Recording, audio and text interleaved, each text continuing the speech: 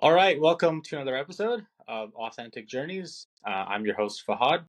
Um, uh, the basis of this podcast is through conversation to explore themes of psychology and high performance.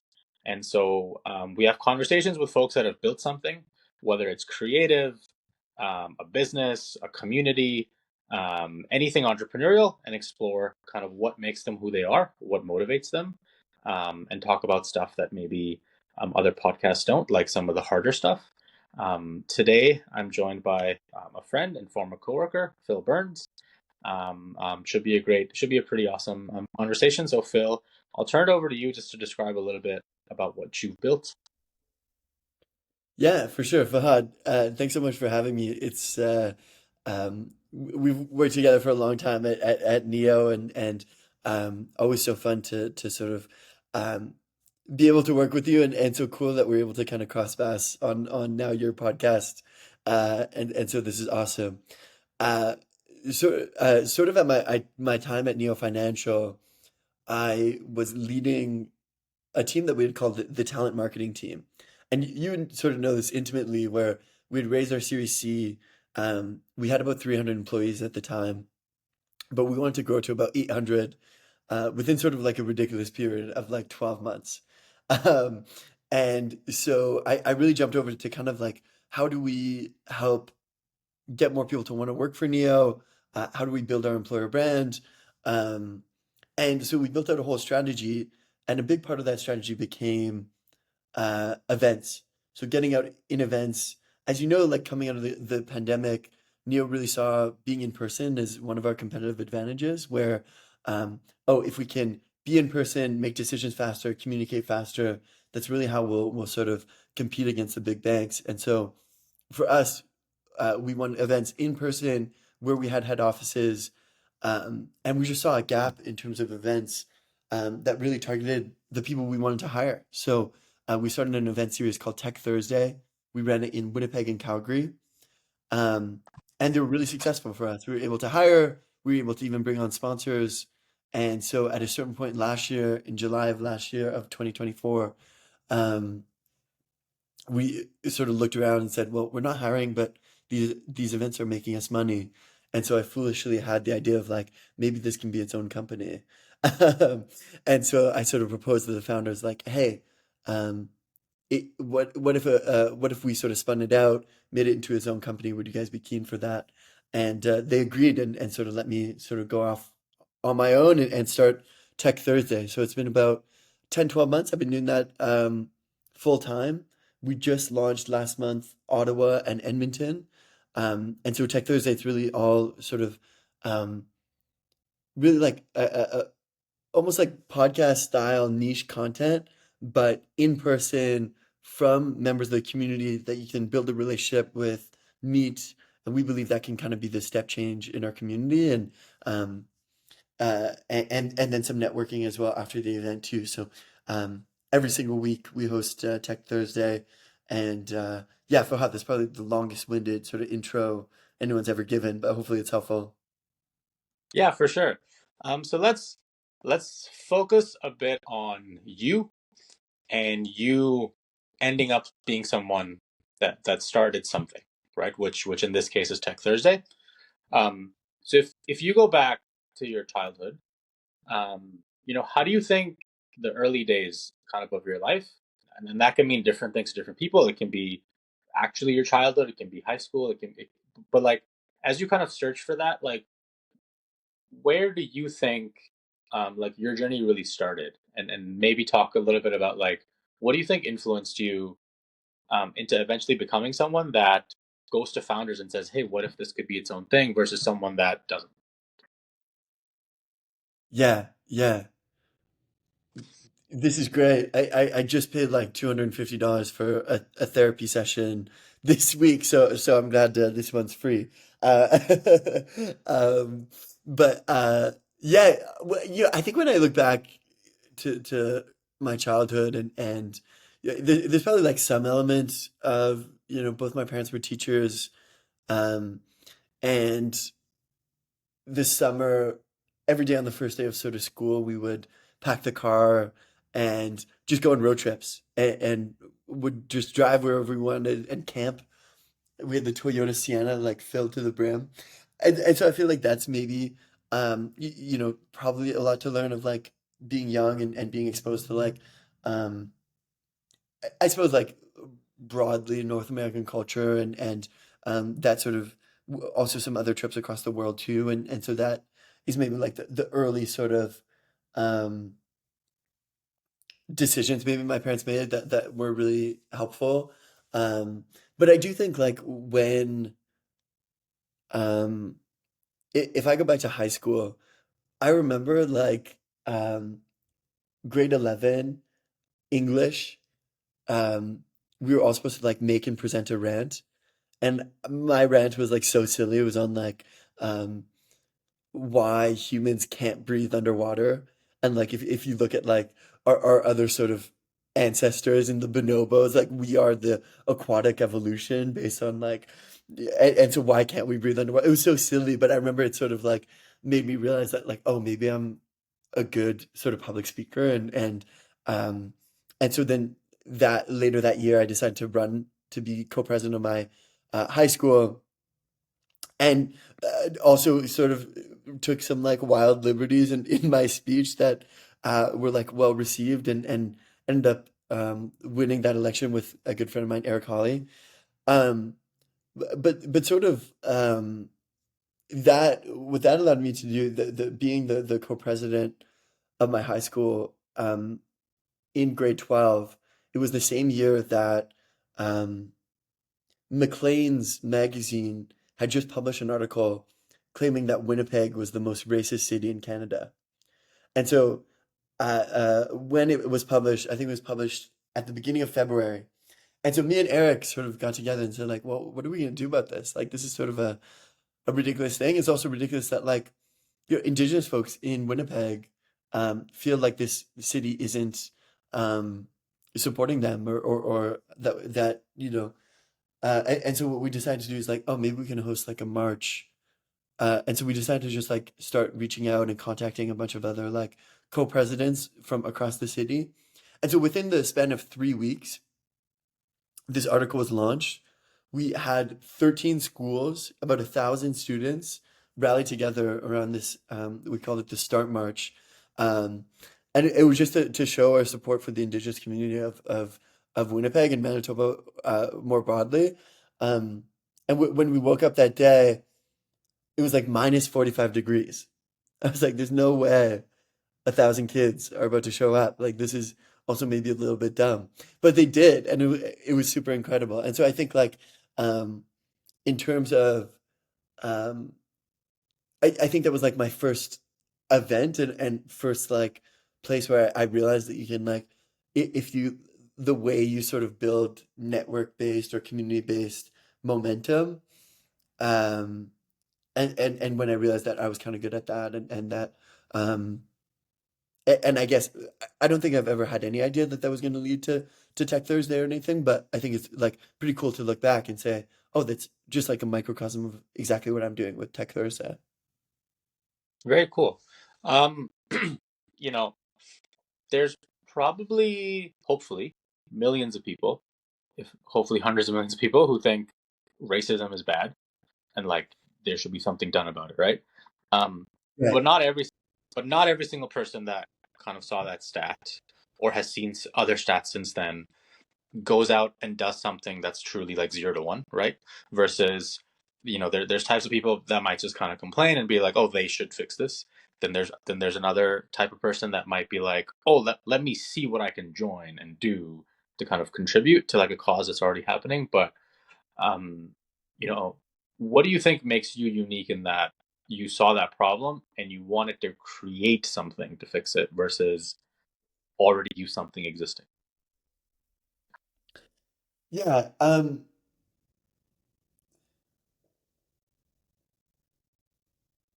I think it's like just like this belief that you can. I think I also think so many people get bogged down all the time of like, oh, well, I can't do this because of this one like meaningless and you probably saw this all the time at Neo, right? Like it's such a core part of the culture at Neo where it's like, oh, we whenever you're in a meeting and someone's like, oh, we can't do this because of X, it's like, no, X is solvable. We can solve Yeah. X away if really we want to have this end result, right? Um, and I think that's always like, oh, with a March, it's like, oh, well, we can't. It's in February, it's going to be during school and people need buses or whatever. Like, so many reasons why you can't, but like, are we aligned that this is something that we should want to do? And there's a why behind this that's strong enough that we want to do it? Okay, cool. Then like everything else is solvable. And let's just figure out how to solve that stuff and not let that get in the way of us doing it. And then I guess it is like this belief that um you can and thus you should, right? It's like it's almost I think you have a privilege of being in the opportunity where um you are able to do this stuff. And so it's almost like because you are able to, you have to. Like, I think for me, maybe my biggest motivation in life is like this like fear that there's like, I think every additional thing I do, and this is like maybe being too vulnerable, but like every additional thing I do pushes up my like total ceiling of potential in life.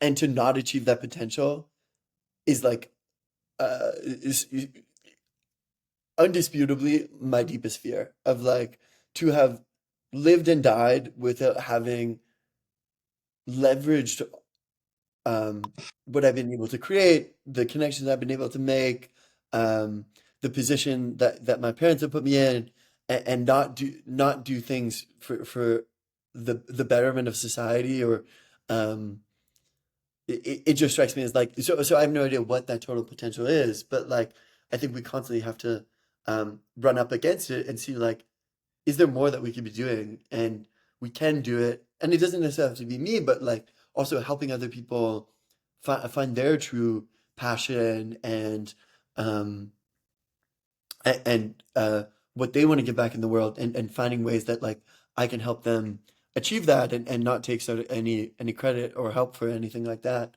And so I think it's a bit of like uh oh we like have the privilege to be in positions where we see problems, we know how to build the solutions for them, and so then we have to be the ones driving the solutions for those. That's kind of how I see it, I think.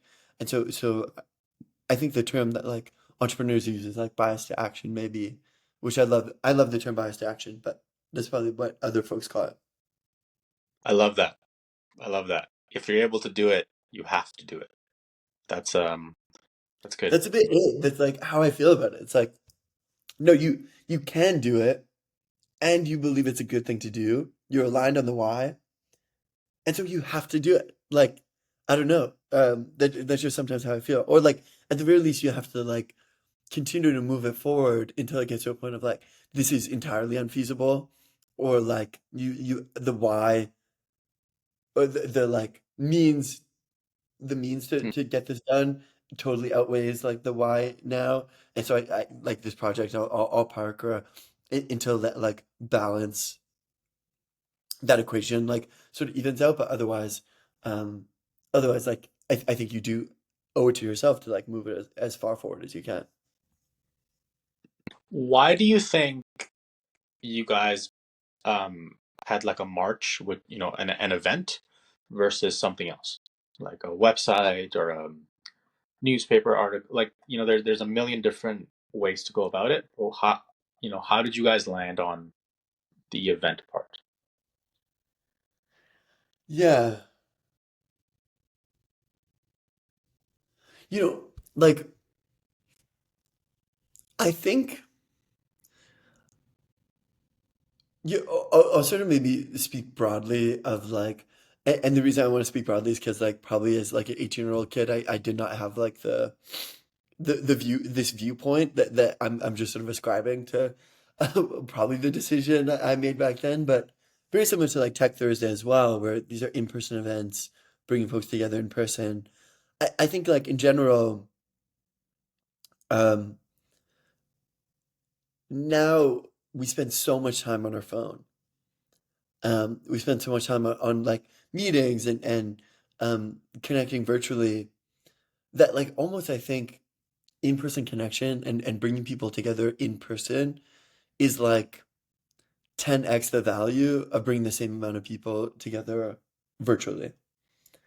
Um, and both in terms of like the outward what we're communicating, like oh, people have decided to spend their time to be here physically. Um, that is like a huge commitment for any individual.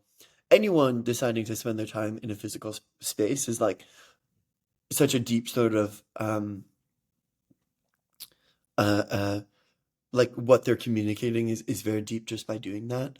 Um, and so I think that's why like having some sort of like physical space to meet if it's Tech Thursday or physical space to like show your support for Indigenous communities across Canada and across like Winnipeg more specifically. Um, that to us I think was just really important and like um, I think this like new generation of even millennials and Gen Z are a little bit like the virtual and happy to get more into this um, when it relates to like um, my view of like how millennials and Gen Z are like turning to like in-person events and why, but um, I do think like online connection isn't necessarily like scratching the itch of very many folks anymore. And so driving folks to meeting in person to me, I think is really valuable and communicate makes people feel connected to the cause and the meaning, but also connected to the folks around them. Yeah, no, definitely. Like, I strongly feel connection is like one of the reasons that kind of keeps us going as humans. Like, it's like a core thing that we need, just like sunlight or water. So yeah, that's pretty cool. If we fast forward a bit now to kind of right before Tech Thursday became its own thing, you know, what do you think that inflection point was for you to have that idea of like, rather than this being like a Neo thing and it's for the community, but kind of it's in Neo, but it's for the community versus like this could be a standalone thing. This needs to be a standalone thing. I'm gonna make it a standalone thing. Yeah. Um, that's a good question. I yeah, I think they were probably like um, even just the way we had designed it from the beginning, where we designed it where we sort of knew no one would want to come to a neo recruitment event every week. Um, and so we really wanted to focus it on the community, on what folks were actually building. Um, because we wanted people to come out and feel like they were like genuinely a part of the community. Um, and so yeah, I think um, that was a big part. That was a big part for us where oh, we're kind of looking around and saying like Neo doesn't necessarily need this anymore, but the structure of Tech Thursday has always been built for the community, um, and what folks were, and like for the tech ecosystem in general, um, and so I think it just made a lot of sense to spin it out.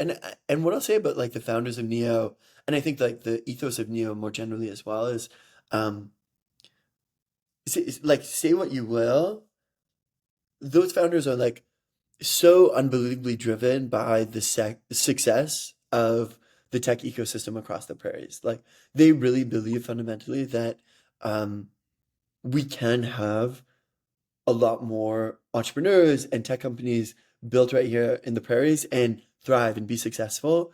And I think through what they're doing, just in terms of like creating Neo, creating like a workforce of like hundreds of people who know what it takes to build venture-backed high growth scale-ups, eventually like whenever there's any sort of liquidity within Neo, you're going to like have, I think, all of a sudden like 50 people the with the like proclivities to be an entrepreneur with the risk appetite, given that like now probably they're not so concerned about um, their financial situation, um, and also the drive to do it right here in the prairies. And so I think like when you do see that liquidity, um, you're going to see like hopefully 20 to 50 more startups show up that have a really high chance of success, at least compared to like other,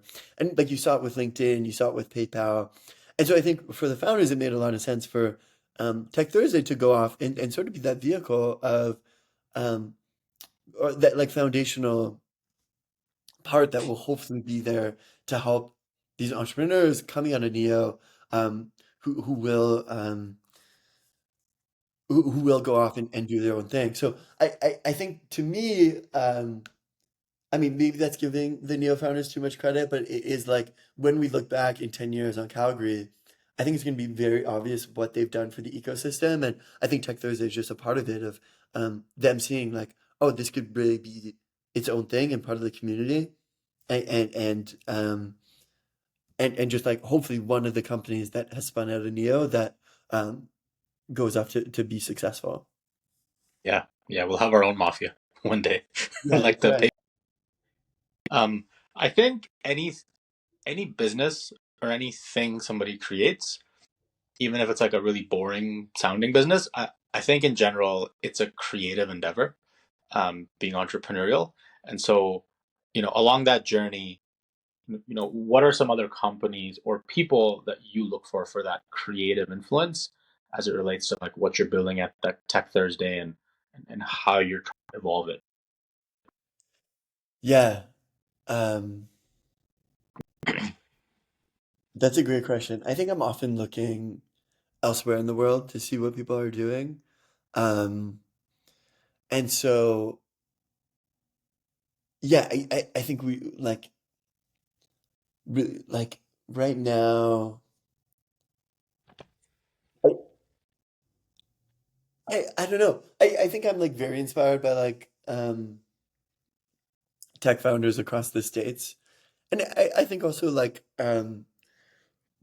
we just constantly want to like reevaluate what we think is valuable for the tech ecosystem and entrepreneurs. And so I think we're always looking at like, okay, what are people doing in San Francisco? What are people doing in Miami, um, and New York? And also like kind of following along like Andreessen. Andreessen's on a really like interesting. They obviously are the hosts of SF Tech Week and New York Tech Week, but are also like now on strategically shifting towards like the media space as well, which is like super interesting to like watch. And I think we're like really following that and seeing ways we can kind of implement what they're implementing. Because I think there's like a lot of opportunity there in the media space, especially across tech and business in Canada. Like, I mean, like I don't think anyone's really sort of cornered that market. Um, and so I do think that there's quite a bit of opportunity. So yeah, I'm always looking at like Andreessen and Y Combinator and what folks are doing in those markets, to kind of drive what we're doing, I suppose. And then like there are folks like Tal Schwartz, who writes the Canadian FinTech newsletter out of Toronto. Um, Yep. and that's like a great person to like bounce ideas off of because that's probably one of the only people. Um, I mean, there are a few. Sorry, there are a few. There's like April at Toast, and just like understanding what they're doing. And you're right that like entrepreneurship is super creative because it's like, how do I like prolong, at least to me, in like this journey of like the first 10 months, it's been like, how do I prolong this like crazy position I'm in where I can do what I love doing for like as long as possible? And so it is like you have to be super creative in terms of how are you financing this? How are you like, and it's creative across everything. Um, and so just like hearing from folks like April or Tal on like what are they doing? How are they like being able to like move things along and just like reevaluating it based on how it makes sense for you.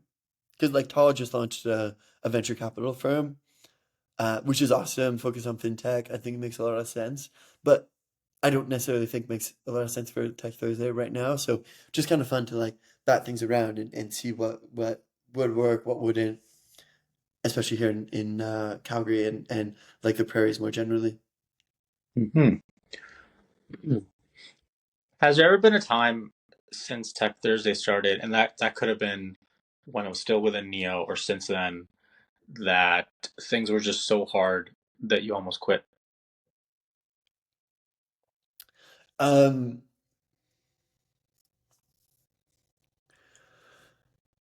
well, I almost quit Neo for sure.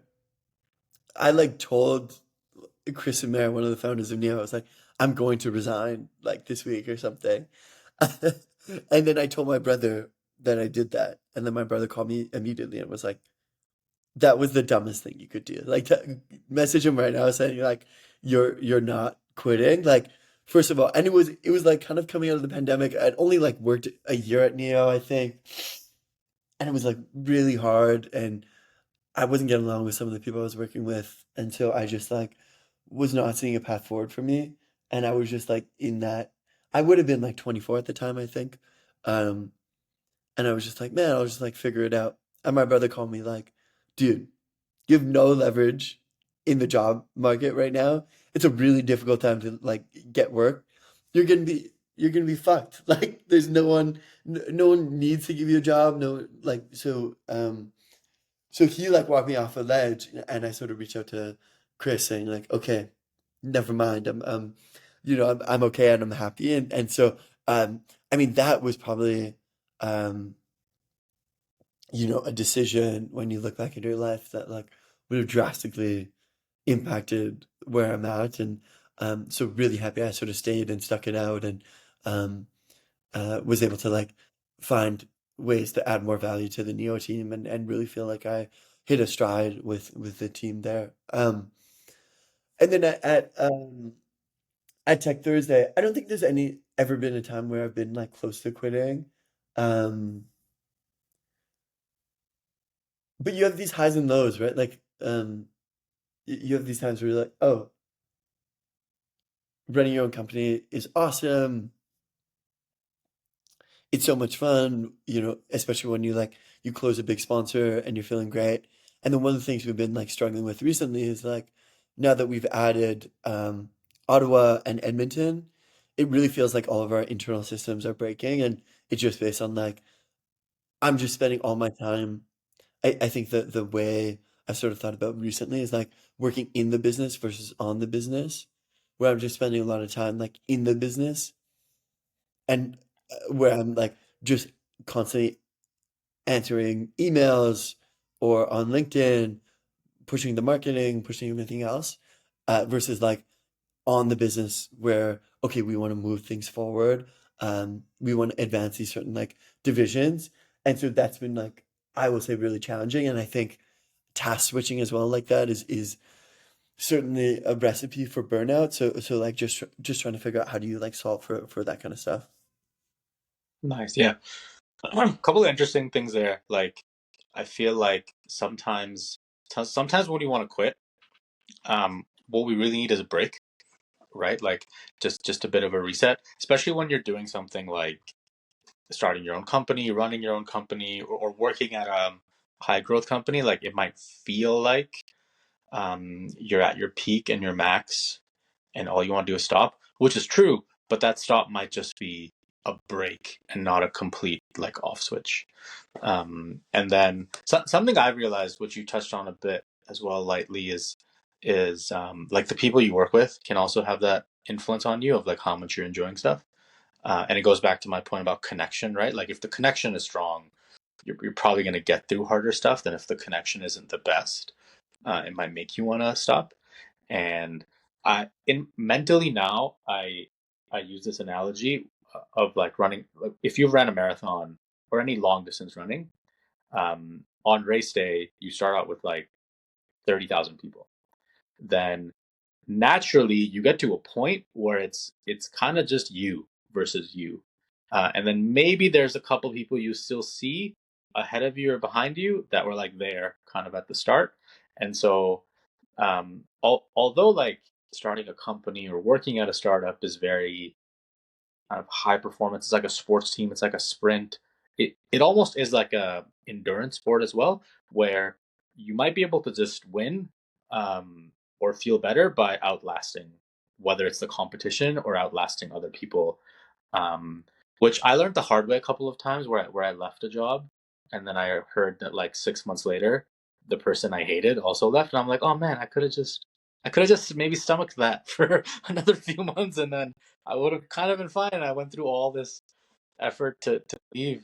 You And then know, similar, I've left jobs and realized later that I'm like, oh, I just needed a vacation. I actually didn't mind kind of what I was doing or what the company was doing, and so um, and I think that's a really healthy understanding. And what do you do on that point about like staying balanced? Like, do you have rituals, or do you do things to kind of keep yourself balanced, even when Tech Thursday, when you're having lows, or like how do you kind of clear your head at the end of the day or at the end of the week? yeah.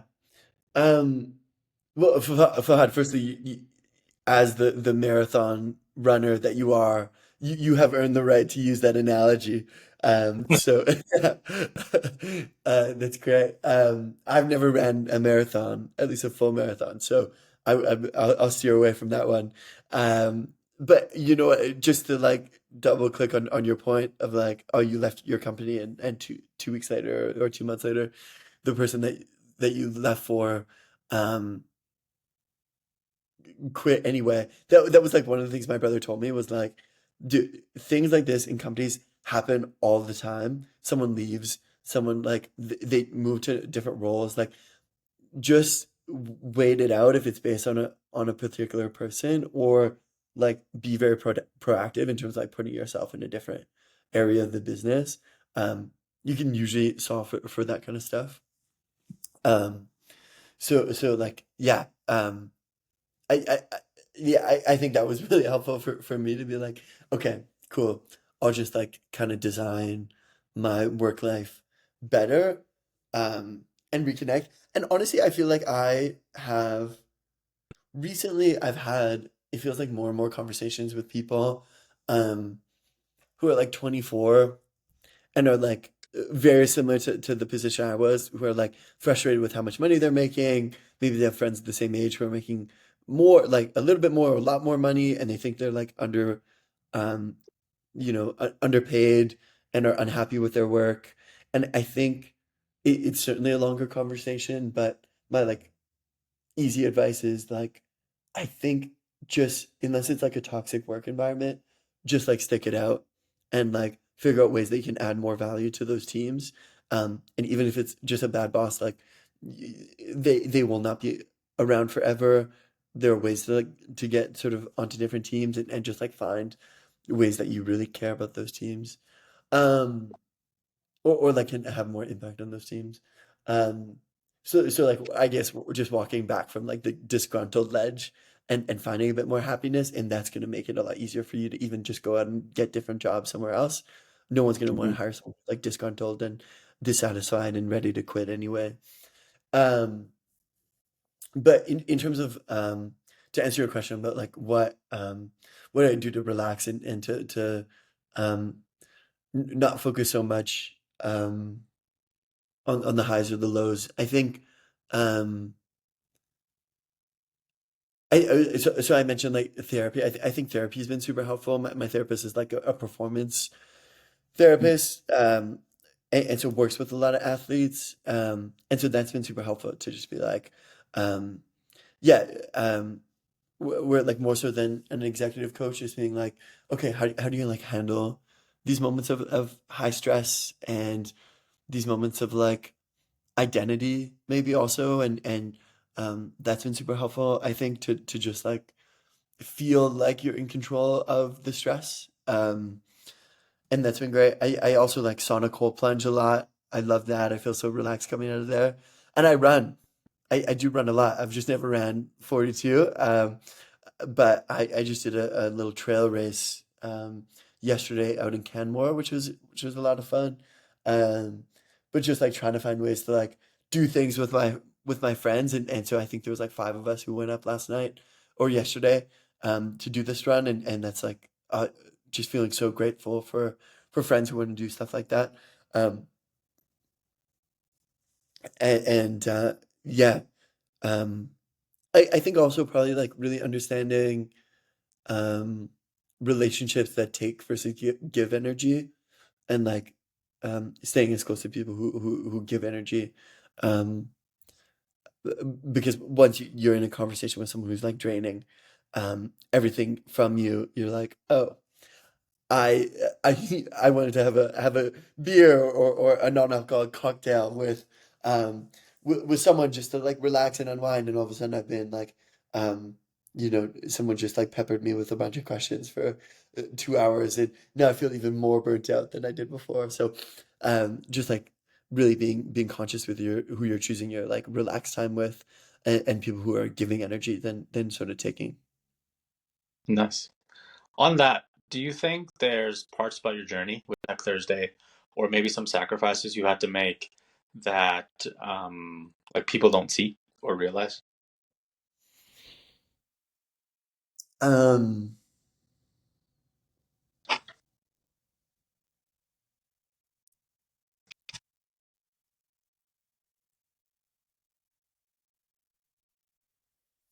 that's interesting. I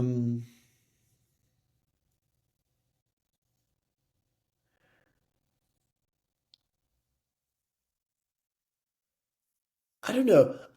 I don't really think so. I feel like the parts you're not seeing are probably like the disgusting sausage making parts that we like want to keep a little um private, but I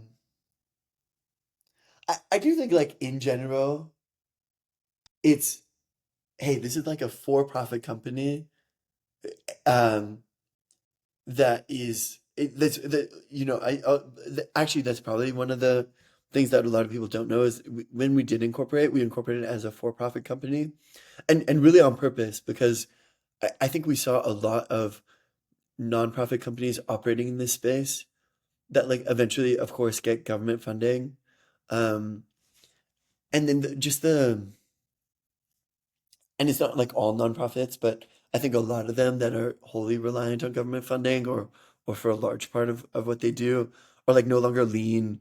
They're no longer Mm. motivated by what truly helps the tech community.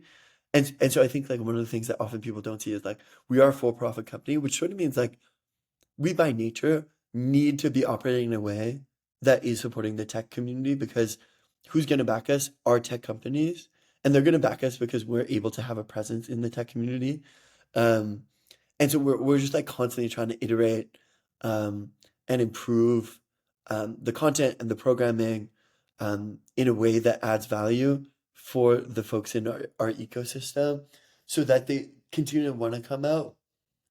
Um, and so that like larger sort of tech companies see the value in that and also want to support it as well in their own way. So I think our structure is actually quite interesting and novel in this space.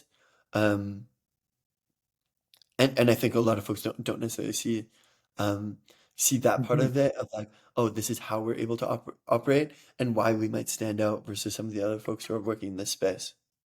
Yeah, because the tech industry is not for profit, and so if you build something that's going to complement it, be auxiliary, and like really support it, maybe turn into like the Y Combinator of Canadian tech, right? Like that has to be for profit. It can't be like a charitable thing.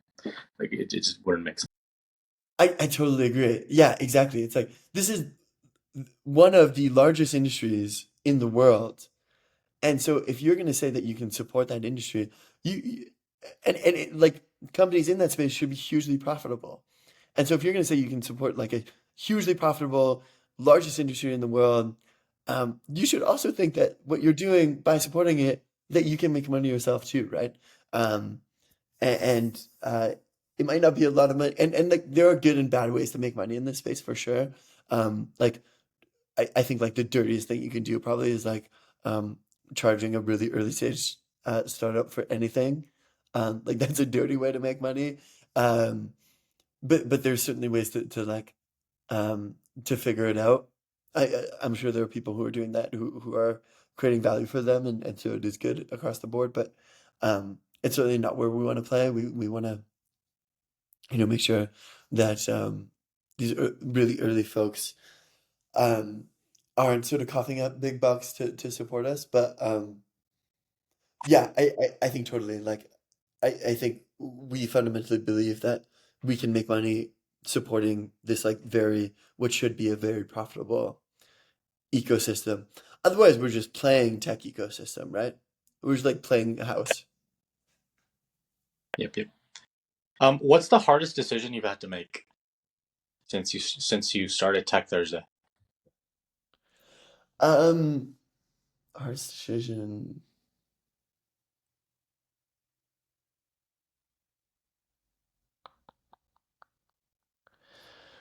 I mean, I think like launching these cities were certainly quite difficult, I think. In terms of like, oh, is this the right time? And um, are they sort of growing at the rate that we want them to be growing? And are they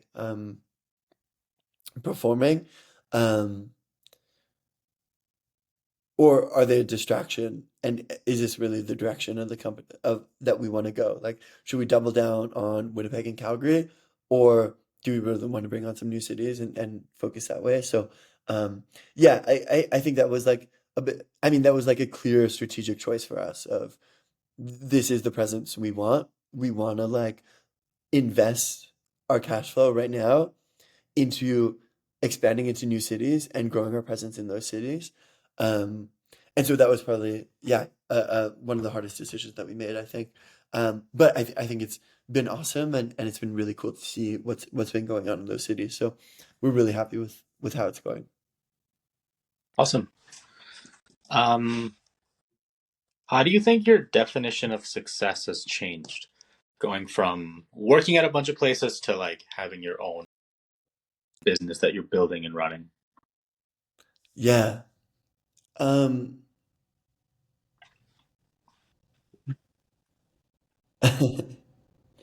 that's a great question. I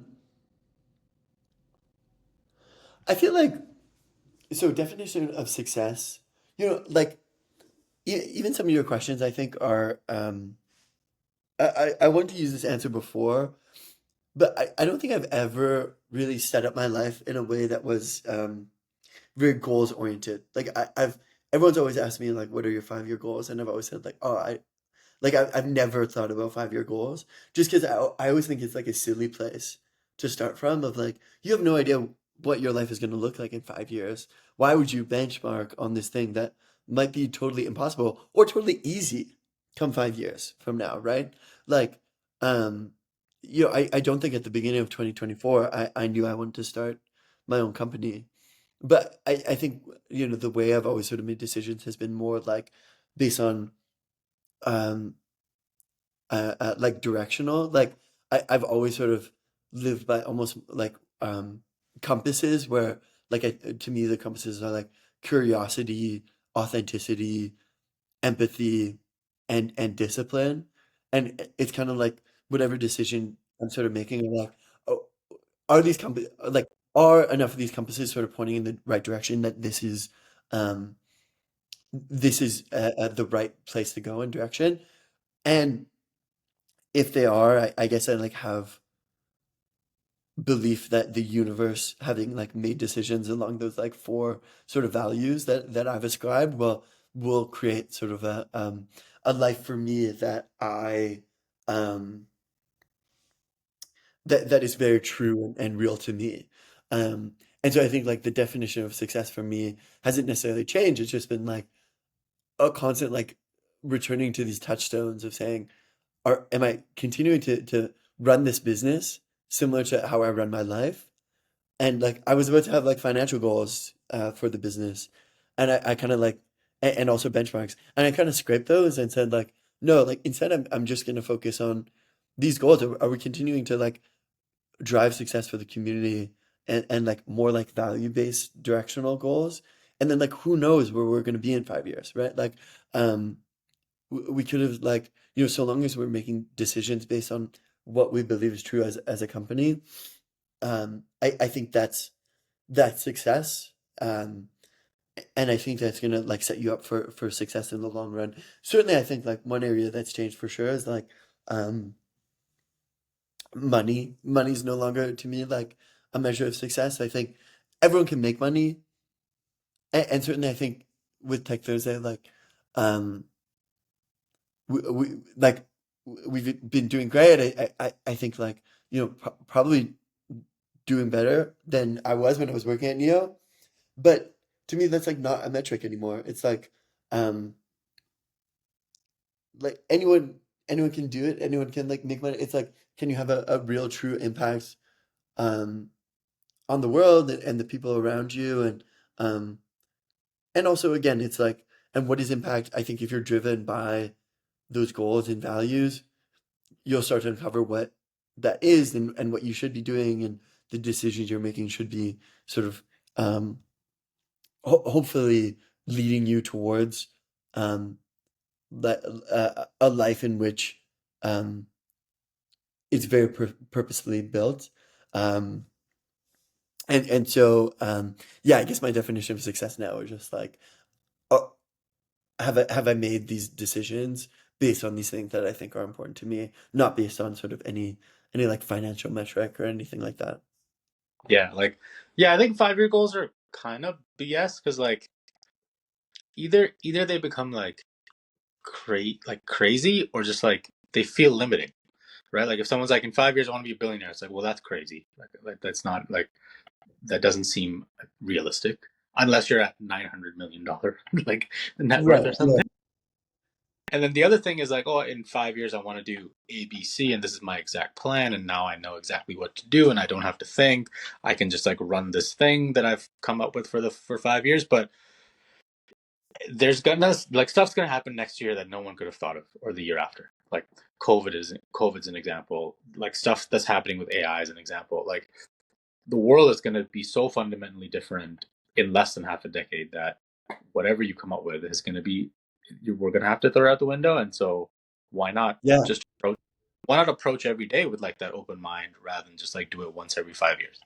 Because you're gonna have to change it anyway. And I think something I've really appreciated recently is companies or people that have infinite goals versus finite goals.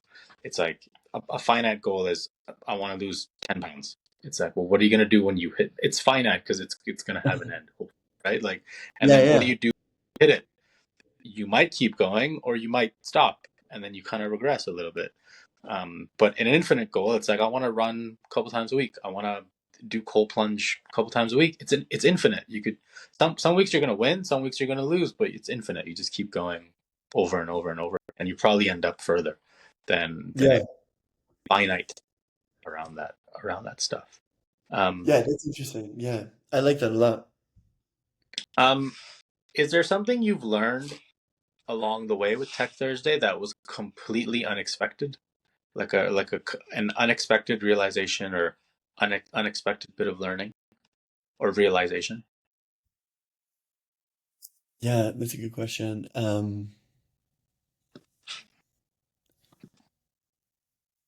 Completely unexpected.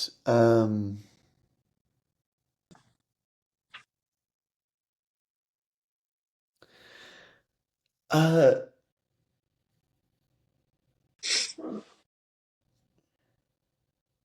I don't know. Of course, I think because we had been running it for 2 years before we spun it out, there wasn't like a lot of surprises in terms of, um, I think certainly we were incredibly lucky to like be able to start a company that we had been like running for 2 years so already. Um, I think that's like fairly rare. Um, so I don't think like in terms of operational, there's anything too unexpected.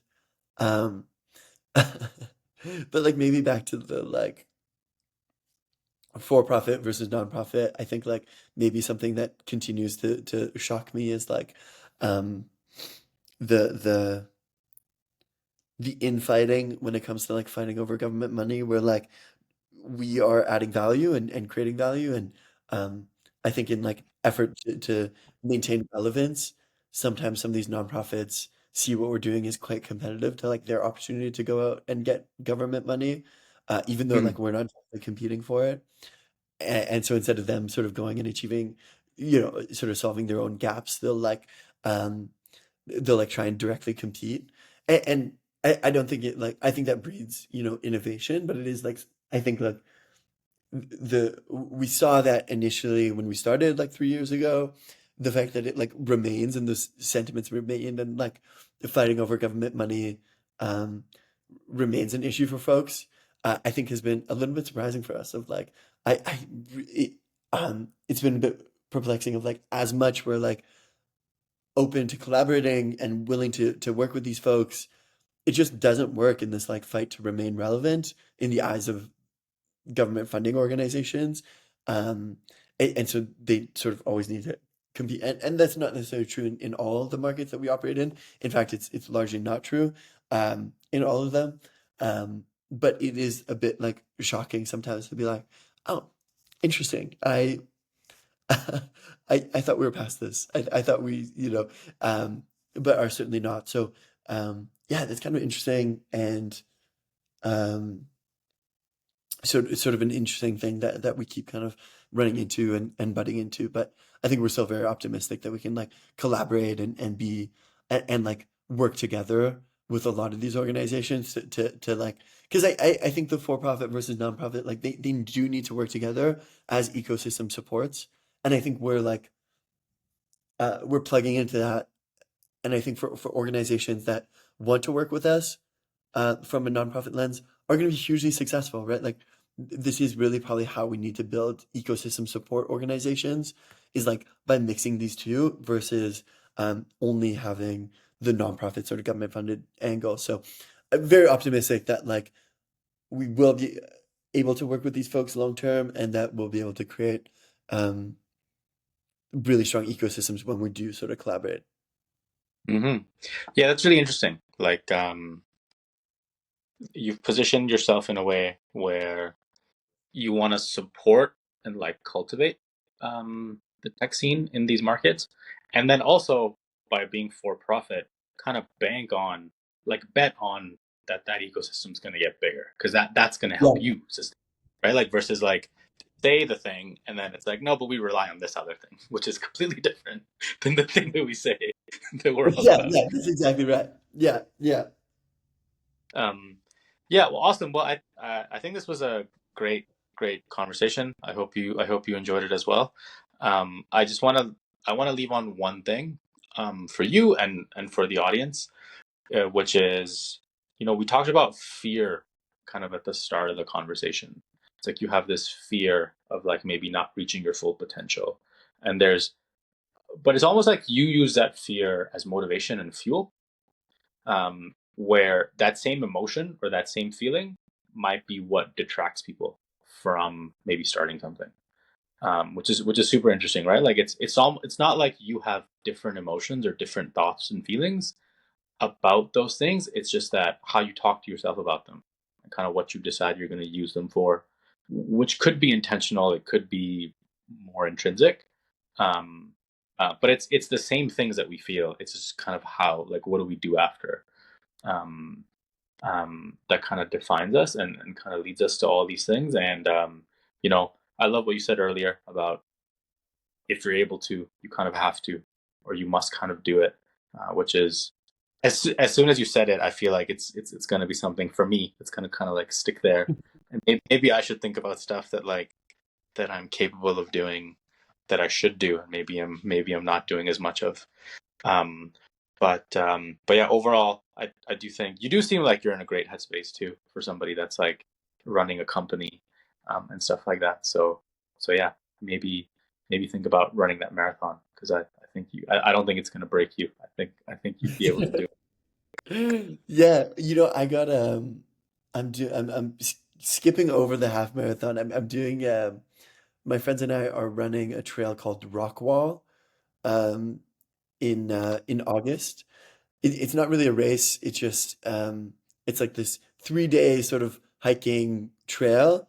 It's about 56 kilometers, and foolishly we're gonna try and run it in a day. Um, and so that was really why I went out there on yesterday to do the trail race is like, am I gonna be am I gonna survive this thing? But yeah, so I'm really looking forward to that. That should be a lot of fun. The rock wall, August 16th. So I'll let you know how that goes. But hopefully I'll be able to at least then make that marathon analogy once I run 56. For sure. Yeah, I we're putting together a couple of teams at Neo to run the Grizzly Ultra, which is Nice. 50 like in a team, and then I don't know. I think we can have a team that trains to win. That's kind of the thing I'm chewing on. I haven't ran like as much as I'd like to recently. So just to kind of get back into it, it's like, well, what if like let's find a few people.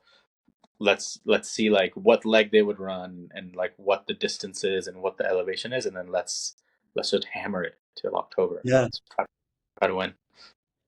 Oh, that'd be awesome. Yeah. I mean, you guys got some great trail runners over there. So yeah, I'm sure you guys can kill it. Cool. Well, thank you so much, man. Really appreciate you coming on. And yeah, have a great rest of your day. Yeah, likewise. Fahad, thanks for having me. And congrats on this new podcast. And yeah, thanks for really appreciate you having me on. Awesome.